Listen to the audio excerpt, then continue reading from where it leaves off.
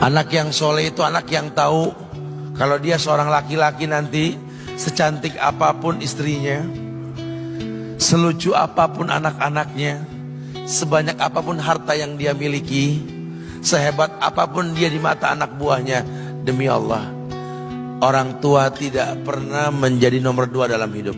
Ini banyak orang yang suka salah ini. Cuma gara-gara dunia, orang tua panjang mata menanti kedatangan anak. Jangan ya. Jangan. Anak yang soleh tahu sekali, sampai kapanpun ibumu, ayahmu, sampai kapanpun. Dunia nggak membuat dia lupa ada berkah keramat dunia hidup di atas muka bumi ini. Dia nggak repot datang ke makam-makam para wali. Orang tua nomor 1 yang dia temui. Ini orang hebat. Ini banyak di antara kita makam-makam didatengin, di mana saja didatengin, ngalap berkah. Orang tua panjang mata, berlinang air mata menanti, mana anakku? Mana pohon yang pernah kutanam? Mana pohon yang pernah kurawat? Kudengar dia sudah mulai berbuah, ingin kurasakan buahnya. Berani mengeluarkan dana jutaan untuk hal-hal yang gak disyariatkan. Ini orang tua panjang mata. Rela nggak rela, orang tua kita akan mendengar dan melihat. Ma, aku pengen nikah, aku pengen berkeluarga, Ma. Ya orang tua ya seneng lah. Cuma kalau inget metik buahnya belum terasa, ya ada perasaan kayak gimana gitu loh. Karena dia tahu setelah ini dia akan menikah. Bahwa anak orang ada kehidupan yang berbeda yang bakal dia rasa. Orang tua makin hari makin rentan, bukan makin seger. Yang perempuan dibawa orang, ya Allah. Baru kemarin perasaan mainin poni ini anak perempuan kita, betul. Baru kemarin mainin kepangan rambutnya, ya Allah. Ya Allah, baru kemarin perasaan saya titah dia, titah, ya Allah. Belajar jalan, bisa berlari bawa sesuatu, coret-coret tembok, aduh Masya Allah. Sekarang udah gede, dibawa orang, ya Allah, Masya Allah. Yang laki dekat sama mamahnya. Baru kemarin tangan mungilnya kita tuntun, kalau kelepas dia nangis, betul? Sekarang tangannya keker besar, tangan ibunya keriput, betul? Mau nangkep tangan anak pun sudah mulai susah. Membawa anak orang datang dengan gagah, cium tangan, cipika-cipiki, udah. Ma, kita jalan dulu, Ma ya. Udah Mama, udah. Digandeng tangan kekasihnya, dirangkul pundaknya. Ini anak laki ndak tahu ibunya kayak diiris-iris jantungnya. Dia lihat tangannya yang keriput, ya Allah. Udah berapa lama tangan ini nggak dibawa sama anak ini? Udah berapa lama tangan ini nggak digandeng sama anak saya? Kita merasa bangga akur merangkul istri kita, ibu kita ngelihat pundaknya. Udah berapa lama pundak ini gak dirangkul seperti itu, ya Allah. Dulu aku berdandan secantik-cantiknya, ku dandankan anaknya, ku bawa di hadapan kawan-kawanku bangga. Lihat anakku. Tapi dia gak pernah berdandan rapi membawa aku ke hadapan teman-temannya. Lihatlah ibuku.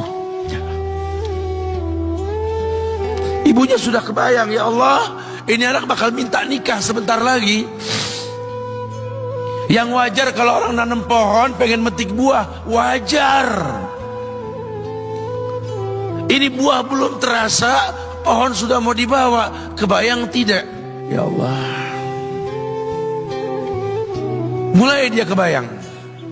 Sehingga rasa-rasa seperti ini menjadi tumpukan rasa di hati orang tua kita, yang nanti pada akhirnya dia pun bakal kembali ke hadirat Allah, kita pun bakal kembali ke Allah, betul? Sementara yang namanya kemuliaan datang dengan cara sabab yang benar. Ridallah fi ridal walidain wa sukhtullah fi sukhtil walidain.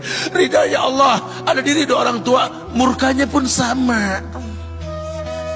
Karena semua ibadah yang dia lakukan berujung pada surga.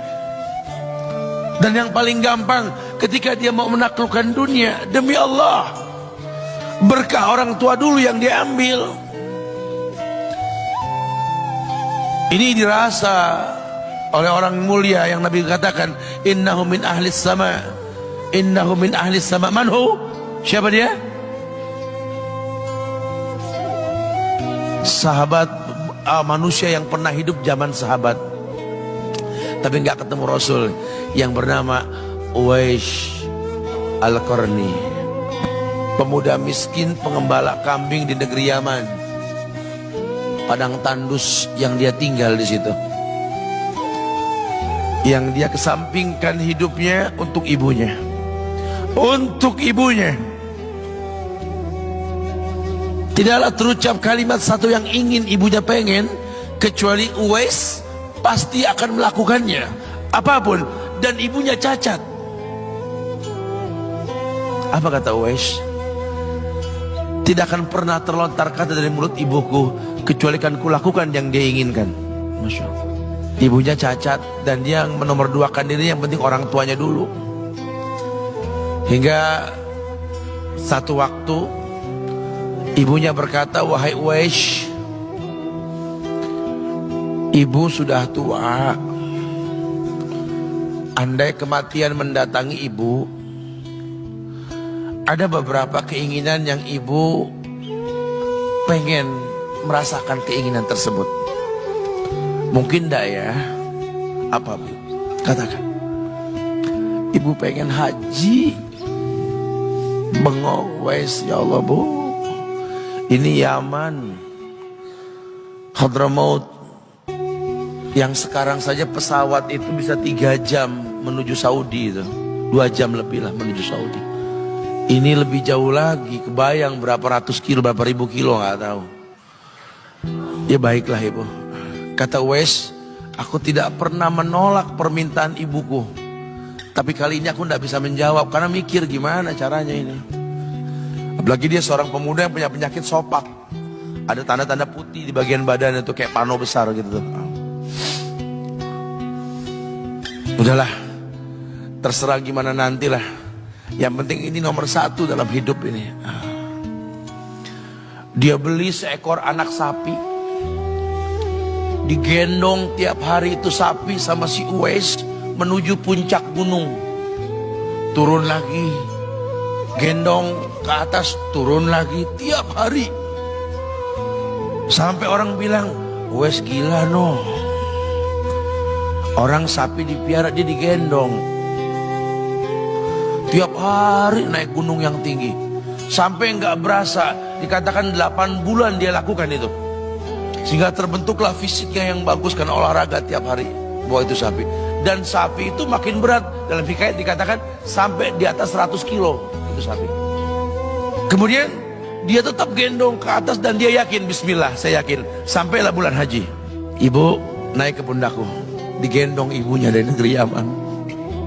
Subhanallah, gak ada yang gak mungkin. Lihat, dibawa ibunya ke Mekah, bertawaf di Ka'bah, dunia menyaksikan. Bahkan hikayat mengatakan dia sempat bertanya kepada sahabat Abdullah bin Umar, aku telah menggendong ibuku dari negeri Yaman menuju Mekah, bertawaf di Ka'bah ini. Sudahkah aku membayar jasa ibuku? Apa kata sahabat Abdullah bin Umar? Bahkan satu hentakan napas pun ketika melahirkanmu belum terbayar. Bahkan satu hentakan napas pun ketika melahirkanmu belum terbayar. Dia selesaikan tawafnya. Dia selesaikan tawafnya. Selesai tawaf, dibawa ibunya ke makom Ibrahim untuk sholat 2 rakaat. Selesai sholat, dia angkat tangan, dia berdoa kepada Allah, ya Allah, ampunkanlah ibuku ya Allah. Ampunkan ibuku ya Allah. Masukkanlah dia ke sorgamu ya Allah. Masukkan dia ke sorgamu ya Allah.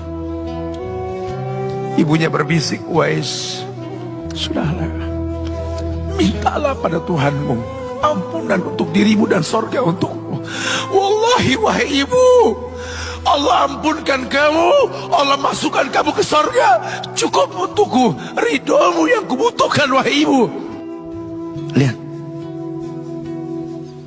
manusia saleh, hasil doa Rabbi habli minas solihin. Lihat,